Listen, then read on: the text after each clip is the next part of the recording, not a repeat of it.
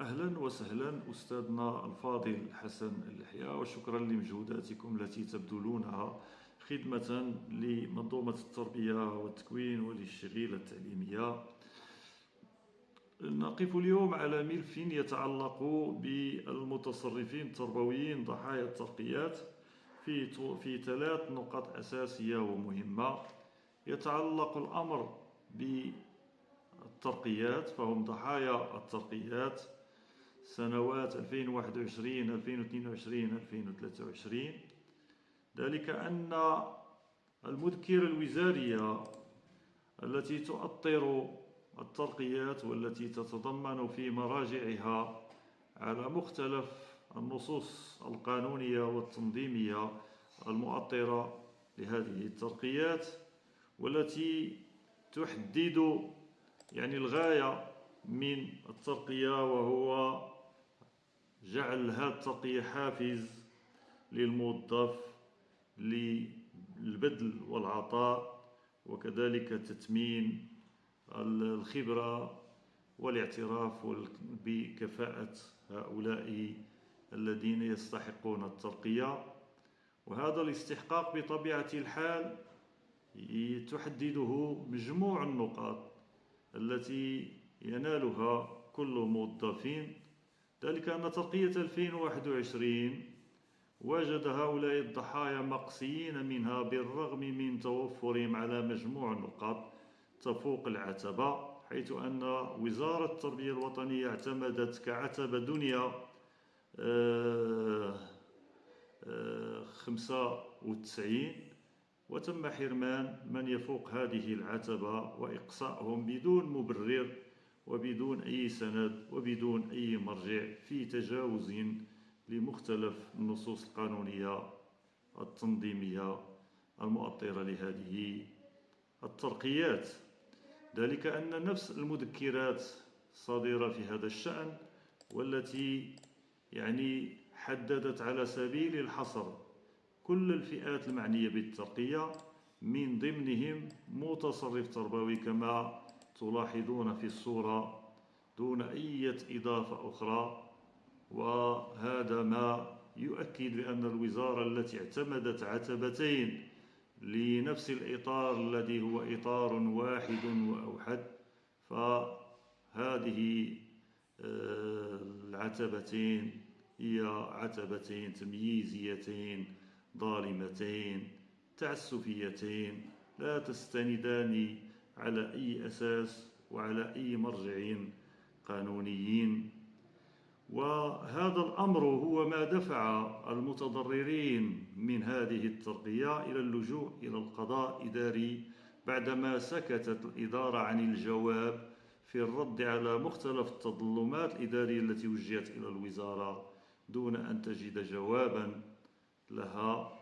فلجأ المعنيون إلى القضاء الإداري المغربي، وهنا أحيلكم على نموذج لحكم محكمة إدارية يقضي على الدولة المغربية وزارة التربية الوطنية بتسوية الوضعية الإدارية والمالية لهؤلاء المتضررين المقصيين بترقيتهم من سنة 2021.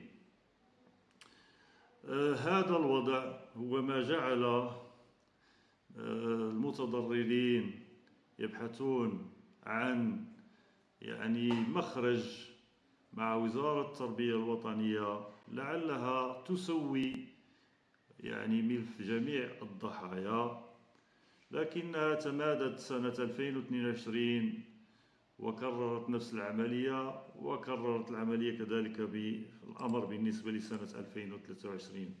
بل الأخطر من كل ذلك أنه في الوقت الذي كان ينتظر فيه المتضررون إنصافا عادلا، خرجت مديرية الموارد البشرية التابعة لوزارة التربية بنشر لائحة ترقية المتصرفين برسم سنة 2023 بدون المعايير التي يجب أن تكون شفافة وواضحة لكي يطمئن المتتبعون والمعنيون من أحقية في الترقية.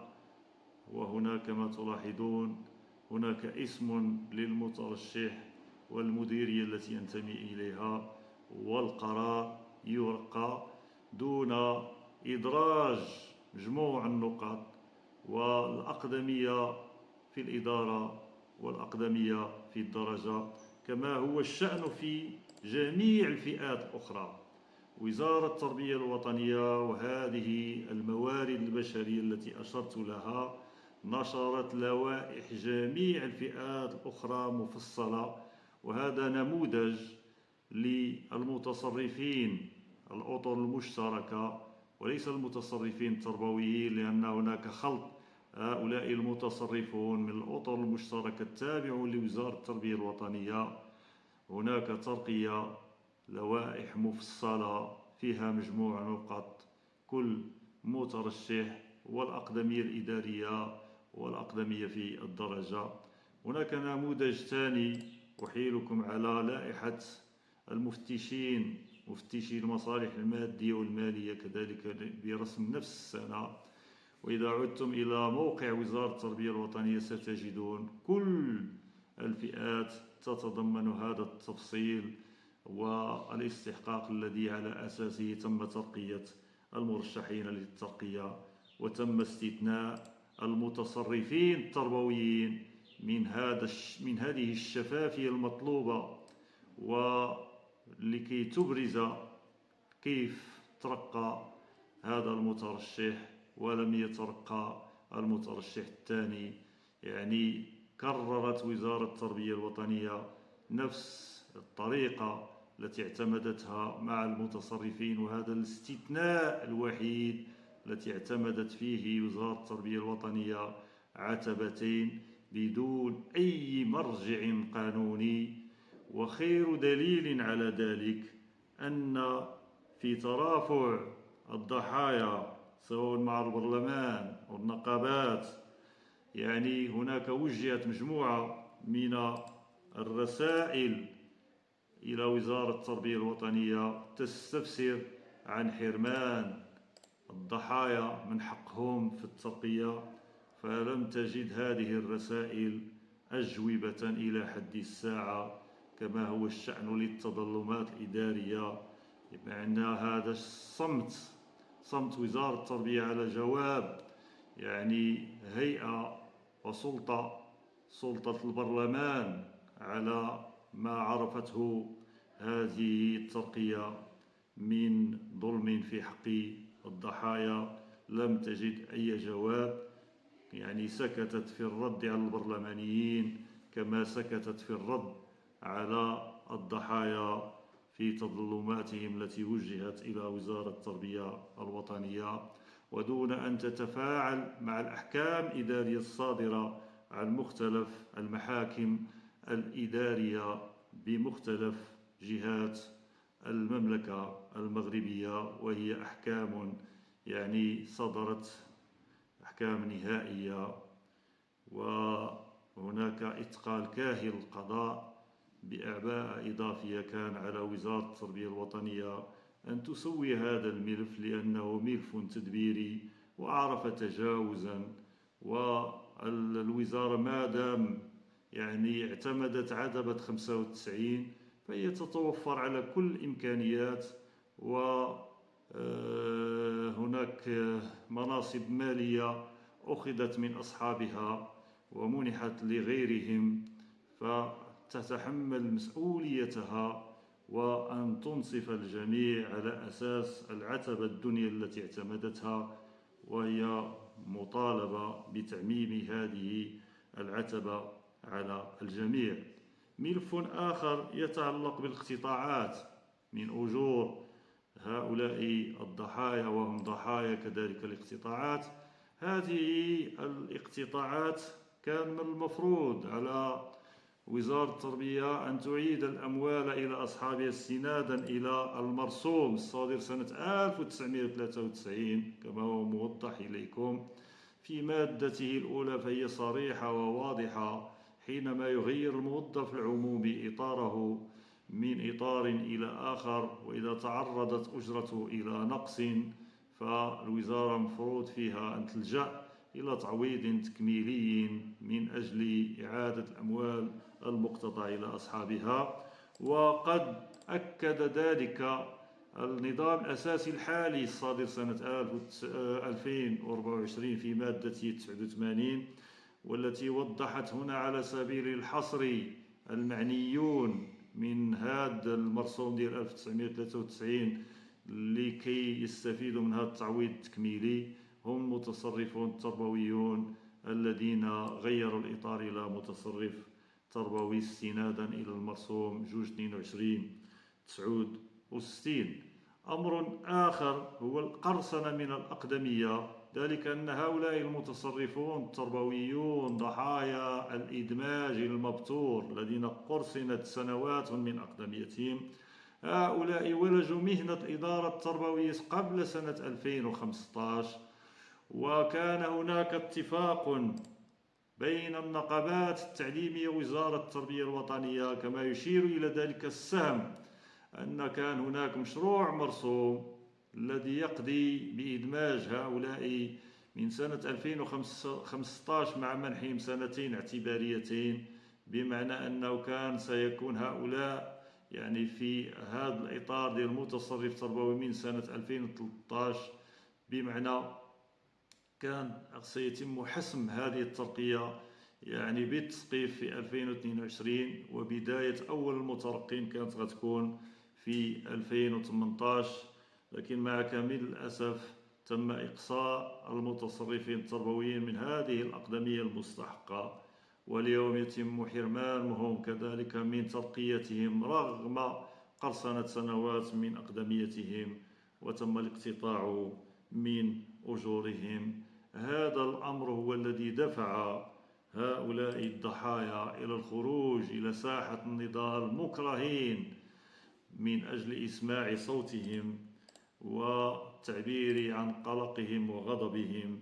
وقد ساندهم في ذلك مختلف الهيئات النقابية عبر مجموعة من البيانات النقابية التي تناولت هذا الموضوع.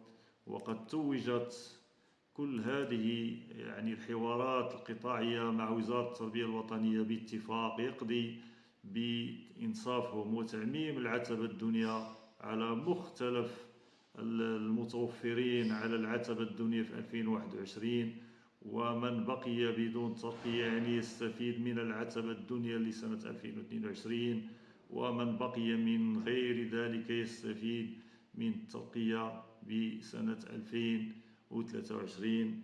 لكن الوزارة إلى حد الساعة لم تفعل هذا الاتفاق، وهو ما دفع إلى الخروج في محطة نضالية احتجاجية نظمتها النقابات التعليمية، يعني التنسيق الخماسي للنقابات والنقابة ديال الانتئام زائد الجمعيات المهنية، يعني التنسيق الثلاثي للإدارة التربوية والتنسيق الوطني للمتصرفين التربويين ضحايا الترقيات. نحن سنواصل إن شاء الله الترافع على هذا الملف والنضال وفق القواعد المشروعة النضالية دفاعا عن هذه الحقوق التي نعتبرها حقوقا وليست ملفات مطلبية جديدة. إذن الوزارة مطالبة أن تعالج هذا الملف التدبيري، فهو ملف تدبيري وليس ملفات مطلبية جديدة. ونتمنى أن تصل الرسالة إلى وزير التربية الوطنية الذي ربما يستمع لبعض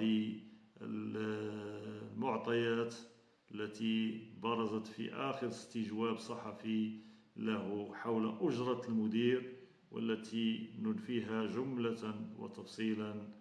نتمنى أن يكون في هذه الوزارة حكماء من أجل طي كل الملفات العالقة، لأن النضال الأساسي الأخير فلسفته هو أن لا يبقى أي متضرر من ضحايا كل الأنظمة الأساسية السابقة. وشكرا لكم أستاذي المحترم مرة أخرى سي حسن الحيا، وشكرا لكافة يعني الهيئات النقابية التي تدافع عن هذا الملف، وكل القوى الفاعلة من برلمان وإعلام وهيئات حقوقية. وشكرا لكم.